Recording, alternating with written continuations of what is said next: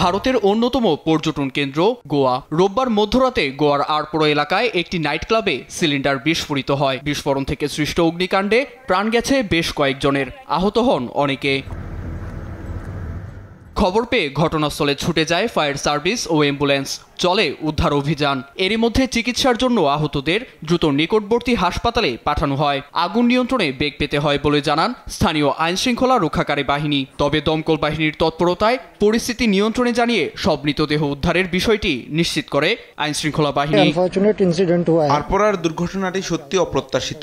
Control রুটে 12:04 অগ্নিকাণ্ডের খবর আসে। এতে পুলিশ, দমকল বাহিনী, অ্যাম্বুলেন্স দ্রুত ঘটনাস্থলে পৌঁছায়। পরিস্থিতি এখন নিয়ন্ত্রণে, তবে অনেকের প্রাণ গেছে। ঘটনাস্থলে উপস্থিত হন রাজ্যের মুখ্যমন্ত্রী প্রমোদ সাওয়ন্ত। অনেক দেশি ও বিদেশি পর্যটকের প্রাণ কেড়ে নেওয়া অগ্নিকাণ্ডে ষড়যন্ত্রের আভাসে স্থানীয় সরকার তদন্ত কমিটি গঠন করেছে বলে জানান।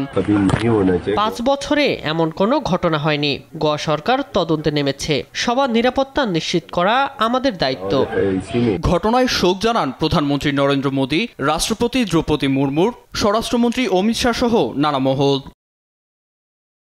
গোয়া ভারতের পশ্চিম উপকূলীয় একটি ছোট রাজ্য।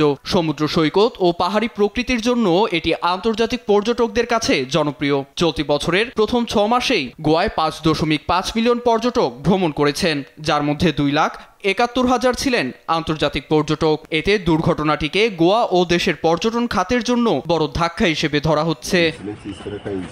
নীরব দাস, নিউজ ডেস্ক, দেশ টিভি।